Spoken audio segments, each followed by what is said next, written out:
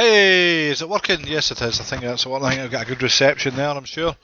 Welcome to the Politics Show, and welcome to the award-winning Politics Show, courtesy of Ultra Awards. The Ultra Awards were tonight, which is the 25th of July 2014. At 7 o'clock they started. And in that awards show that happened there, we listened to it, and the Politics Show has won an award. So thank you very much for that, Ultra. That was really good, and we're very happy with that. It's superb. So we're now an award-winning show, which is really good, especially on a Spreaker angle, where there's one of the top stations, Ultra FM, Ultra on Spreaker, is actually identified with the Politics Show as one of the most award-winning shows, they would say. One that's full of originality, one that's got a lot of content, there's a lot of hard work put in, and a show that is started from, or has started from nothing, to eventually get iHeart, to eventually propel itself into sort of mainstream politics in some way, try to make an effect in the world, which is still kind of breaking through, but it is on that verge where it's making contact with people. So thank you, Ultra, for recognising that, and I really appreciate it. And let's hope we can kind of continue the good spiel that we do every time we come on the show, and have good kind of points of view, and maybe even kind of up it a wee bit eventually as the show goes on in the months, to have guests on it and so on. So it's still developing. So thank you. We're so happy with that. And again, well done, Ultra Awards. And nice to see you guys doing an award show. I mean, it's really worth waiting for it. Last year it was cancelled, but this year it's went ahead. And let's hope the third one goes ahead for, well, by year 3 goes ahead. So yeah, support the Ultra Awards, everybody, when they're around again next year. And we're so happy with our awards, so cheers for that. Right, so that's it. We're going to do a politics show, I may as well, because we're on now. The thing that I'm looking at the moment, I'm looking at a lot of things at the moment. I don't know if you heard of John Locke. He's a political philosopher. You could probably a sort of social science type philosopher, and I'm looking at his stuff now. I'm looking at. I watched a film called Zeitgeist, which is on YouTube, which is an interesting film, and it's certainly got some okay ideas. I think some of them are okay. The only thing that wasted it for me was the word revolution at the end. I thought, you had it so well, good quality, the way you've done it up to then, and you kind of made it so much the same as everybody else. Kind of argument, we want a revolution. It's not the case. People want change. I don't think people want upheaval, because they've learned from the past, which has been, like France had their revolution, Russia had their revolution. Look at the revolutions happening with the Arab Spring in the Middle East, and going through like in Egypt, which is a thing that I'm looking at the moment, Egypt, with somebody, but on a different topic that is, but look at Egypt now, it's one of the oldest places in the earth, civilization-wise, and it's now erupting into like chaos because of revolutions and so on. And it's just that rupture. It's just that rupture where people vent or pent up all the emotion or all the anguish, if you like, and then what happens for that is that they then vent it, and that means that they project it onto whatever. Whatever's there to project it onto, and really what's coming from it is all these revolutions are showing that there is change, and there is some maybe better kind of elements to it, but it's not really the full answer. And the Zeitgeist film that I watched did have a lot of good answers and good suggestion, I would say, but when they said revolution, I thought, please don't do that, because it really spoils the whole ethos of the thing. It's nice to see some new ideas, but it's even nicer to see them without the word revolution. Yeah, and that's kind of where that comes from in my mind anyway. So when I saw that at the end, I thought, oh, please don't. But the rest of the film was really interesting. And the stuff I've been reading on John Locke, and I'm doing other stuff too, which is trying to work out a few things to help people live better lifestyles. And nothing to do with Alfred Adler, where he would say you're striving. Because I say Alfred Adler, who was a psychodynamics expert, or psychoanalytic type school of thought type person, and also why the people who took over the Vienna School, which is Freud's psychoanalytic kind of group, but never. And Jung is the same. There's two of them there that were kind of. Carl Jung was the same, but I just find that Adler, with the striving, like individual psychology, striving for your goals, objectives, and that is a very interesting kind of concept. But I would say only good for a competitive society, and for one where you have to be better all the time. You know, that's interesting, I think, in itself, just to look at that. So the stuff with John Locke I'm looking at anyway is to do with power, who and also it deals with Adam and Eve and talks about Adam first, talks about Adam's right to reign as a monarch because he's born into it with God. Divine right comes from it. Divine right obviously for kings, queens and so on. Kings first usually nowadays because it was men first, and then it would be kind of women would be kind of the add-on in the kind of 15th, 16th, 17th centuries and so on. So you know the Locke looks at Adam a lot. He talks about it. I've got somebody interpreting that a wee bit and giving us some critical analysis on it. And what it's coming down to is everything everything that we have really around about us comes down to like this divine right thing. You know what to start with, because before capitalism there was feudalism. Before that there was serfs obviously, and before that there was basically your kings and queens just kind of ruling, and a lot of chaos as well. You know, before the Hobbesian time, for Thomas Hobbes. So he'll read the Lockean stuff and see about the Adam and Eve. It's very interesting how it's he points out that this is a fictitious, and I hope this isn't offending anybody, but this is a fictitious story that the concepts of our civilizations are built on.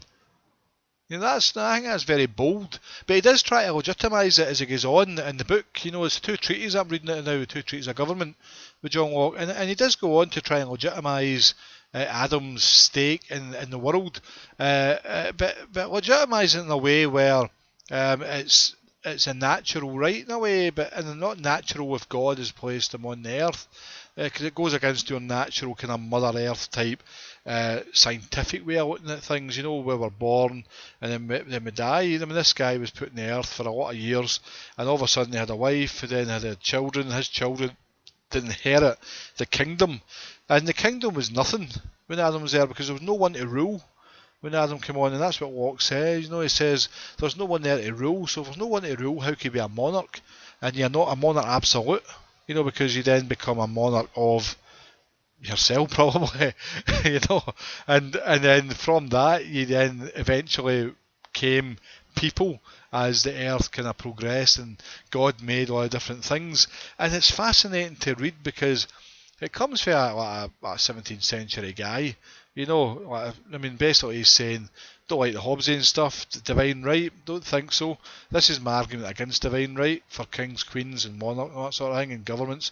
Anybody who thinks they should hold power and concentrate it, here's my argument here, it's all based in God. God put Adam and Eve on there, we base our things on there, the 5th commandment as well, love thy God, whatever else, and you know, all these things come into the mix, and really what comes to it is that you realise that even though he tries to justify it into the book, that the kings and queens now have a right to be where they are, he quite firmly knows that people have a right as well to own property and belongings and money and stuff like that. And really what comes from there is that's good, but there's got to be someone who has the power, hence divine right, which means then your freedom is limited because there's one person got the freedom and you don't, and then many other people don't, and pretty much what Locke goes on eventually to say is that in a capitalist world with money and so on, you can accumulate it, and he wanted it shared equally and people help each other and food be shared evenly and all the rest of it. But that didn't happen because Adam Smith pops in with a wee idea of the invisible hand, which takes that kind of hand of God concept, and from that hand of God concept you get all this kind of monetary systems all popping up, you get industrial revolutions all popping up, you get all sorts of things happening, and you get the society we have today in the Western establishment, and it's very interesting. You know, and you watch that Zeitgeist movie, he's trying to say, well, a few of them are trying to say, it's a Peter Joseph film by the way, but what they're trying to say is that let's do away with money. Money is a corrupt thing here, it's greed, profit, all the rest of it, and in the place of man's freedom, welfare, health, whatever else. People are dying in a good part of the world, millions of people. In fact, there's a lot of people died since I started the show, in Africa and other parts of the world, just because that people don't have anything because of poverty. You know, not wars or anything, but just because of poverty. And it's very, very interesting that we allow that to happen as a Western developed society, for the mindsets we have of fairness, egalitarianism, and all these kind of micro kind of set mindsets in your kind of micro bubble don't match the micro catastrophe or a kind of or overall the magnification of catastrophe times 50 million, you know, that's happening over the world, because right now there's people dying as I speak and you listen to this and it's crazy. And that's what Zeitgeist is saying, well, basically, this shouldn't be happening, and it's money that makes it happen. And so I'm looking at John Locke and these other people just to see where it changed. How did we get to where we are now? And I'm pretty sure it goes away back before John Locke, you know, but he came up with the idea of property and that sort of thing, and then obviously Adam Smith came up with the invisible hand and that. So these things are very important, I believe, in our civilization right now, mainly because, and specifically because our whole makeup of society and civilization is based on money and monetary system, and how that money moves and how much people have of that money to be able to buy or sell what they need to survive in the system that we now call capitalism. And I believe personally there should be some sort of divide where you have to buy maybe some things but not all the things. There should be some things that are free. Like I think people should have their own house free. You know, they really should. And people should be able to have a bit of land to be able to grow some crops or whatever the kind of vegetation is that you want to eat, and maybe have some sort of cat or animal, whatever it may be, maybe have an acre of land each, and you could do a lot with that and be self-sustainable. I think the houses should be solar panelled. I think there should be renewable energy on them. We have the technology now. We should take a bit of the feudals, take a bit of the capitalistic models, take a bit of other models and pass being, and take the good bits from them and apply them in the modern world and make them happen, because at the moment it doesn't seem to be anything happening apart from the news comes out in a 24-hour stream to say that we've got to cut back, or we've got to do this, or got to do that, and the monetary system just seems like there's no money left in that monetary system to even justify it as a system where money is, and everything's all computers and coding and all the rest of it. So how is a normal layman person meant to interact with that when it's such a high-tech formula that looks after the very tacit that we all need to actually survive, which is money?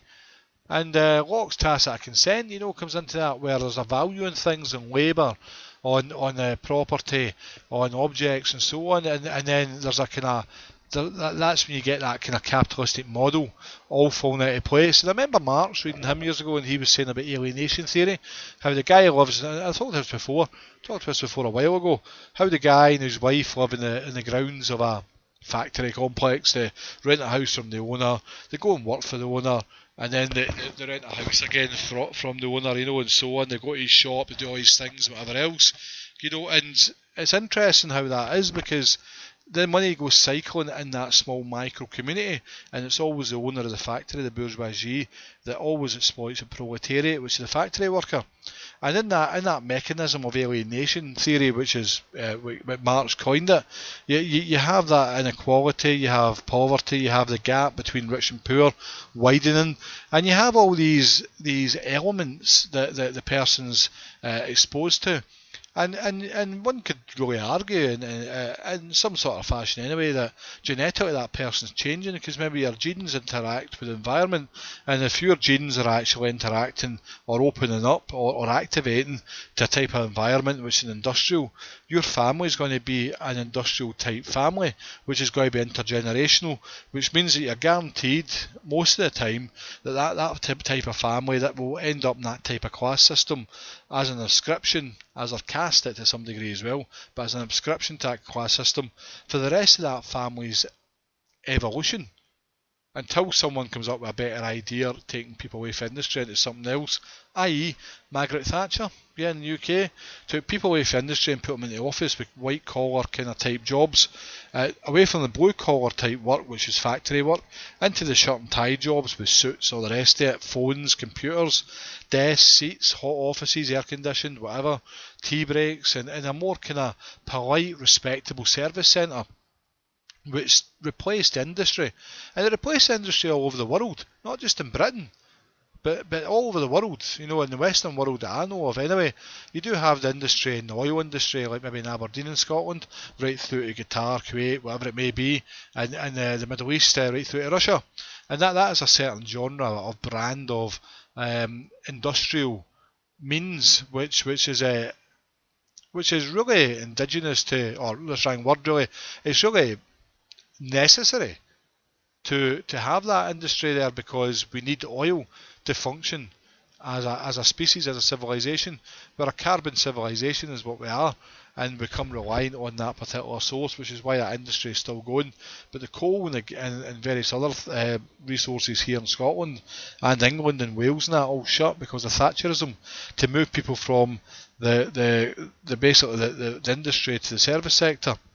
And really what comes of it all is you have people working now on targets, on goals, like Adler would say, goal-driven individual psychologists driving. You have people working on that basis, and I personally think that basis is really harmful to your health, and because it's harmful to your health, I think we should actually re-look at that. And that's what Zeitgeist is about, and that's what a lot of other things are about, and that's why I'm looking at John Locke. Takes me back to that, where I'm looking to see where it is we actually got to a stage where we all agreed collectively in the days, not us, but the people who lived then, that we would be this way. Because remember, we live under a type of social contract where it's Hobbesian or Rousseauian or whatever it may be. We live under types of social contracts which tie us into a way of living, a lifestyle, an agreement with the powers that be, as we would say now. But none of us in our generations have ever agreed to that. It was past generations, a bit like Scotland, in their kind of 1707 Union, which really kind of spurred on for 1706 and before that as well. And 1707 it's kind of joined, gave the same king for England and Scotland. Maybe common sense at the time. Give the lords and that a wee few quid, a wee bit extra land, they'll say yes, we'll vote for anything, and hey presto, Bob's your uncle, you get United Kingdom. Now you don't, maybe in 7 weeks when 18th September comes, there might be a yes vote, overall yes, and it splits again. So it doesn't make to say the decisions made a way back in 1707 are the correct decisions for the present day, and the Scottish referendum shows an example of that, where the people in the present time in Scotland, not anywhere else in the world, but in Scotland, have a choice of the way to separate. And that to me is a good democratic way of doing things. It's the only way we know to actually have the fairest way of doing things. So after a long time, we ask the people again. And maybe it's time to put that example into the monetary system. Why don't we ask the people again? Do you want the system you have, or would you like to change it a bit? Would you like to change it back to a time before, maybe a more payment by kind? A kind of feudal maybe type system without the kind of feudality there. Maybe kind of narrow it down or simplify it so that people have their bit of land in their house and they can grow their stuff, but don't really give a cabbage to the king, and the queen.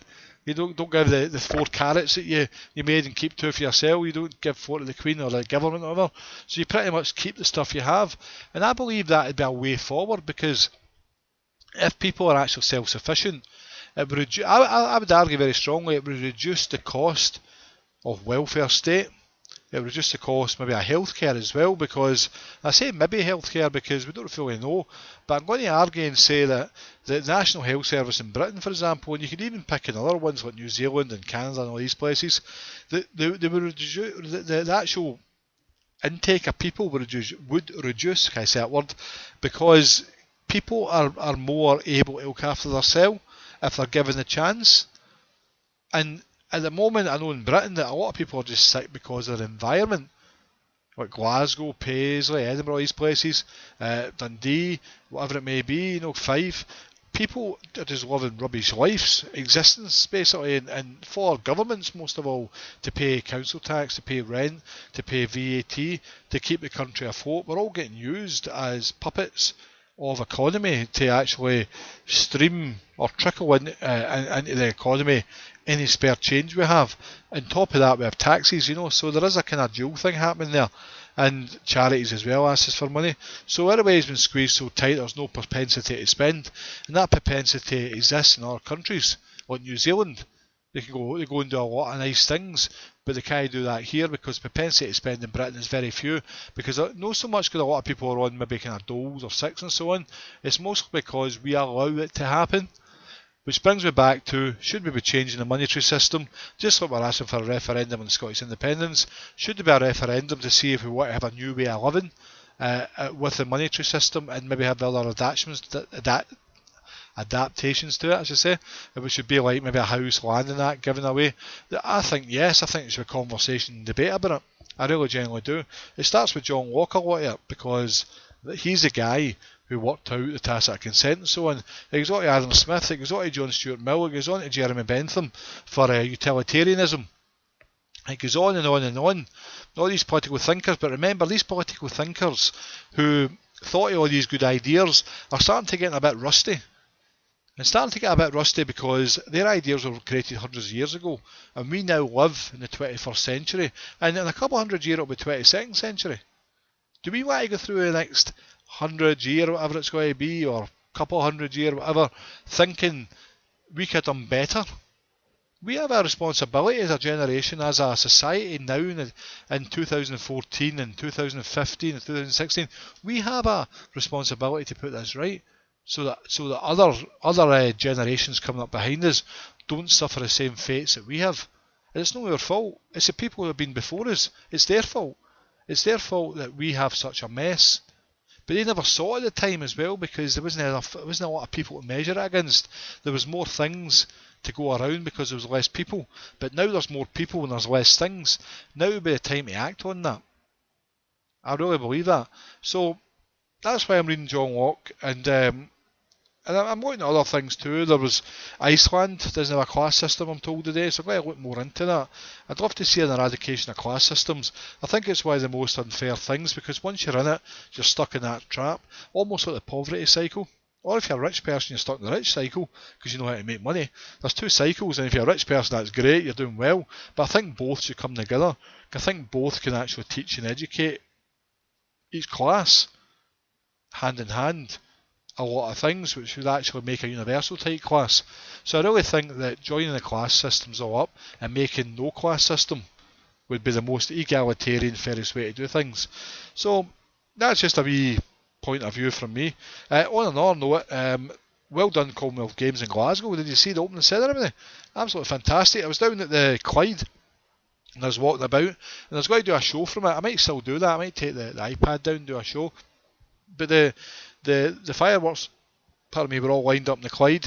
There was tents, Armadillo, the Hydro, everything was there. The BBC were there, different New Zealand, the Sky, everybody, all these people, America, all there congregating in Glasgow. A lot of cars. I took a lot of photographs of cars at the Marriott and the Hilton in Glasgow near Charing Cross, where all the Commonwealth cars went in. There were just so many, there's so many athletes, and I was in there today again, looking about. It's just a wonderful buzz. So welcome to Glasgow, everybody, and I hope you have a great time, because it's a wonderful city and the people are great, and good luck to every country taking part. And I'm not going to be biased and shout come on Scotland, but I do mean it. I think any country that does well with medals and that, good luck to you. Anybody that takes part, good luck to you. And welcome to Glasgow, really. So that's me. Thanks again, Ultra, for the award. Whenever we get it, we'll tell people about it. Another politics show the next day or so. And thank you very much for listening. I've been Tommy. I've been talking about John Locke a wee bit and some class system stuff, and Iceland came into it at one time, not the frozen shop, it was a country. And I think there's a better way of life, and why don't we start thinking that? There's an election coming up 5th of May 2015 in England. I don't know how that will go. There's one coming up, I can't remember, I think it's maybe April or something, or May. I think it's April or 2016 in Scotland. Not quite 100% with that yet. And the 18th September is a referendum in Scotland for independence, which will be about 7 weeks' time. So there's a lot happening in politics in the British Isles.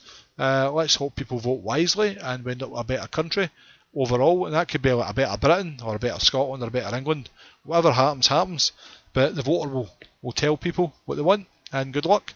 Vote wisely, everybody. And speak to you later, and catch you later. Bye-bye.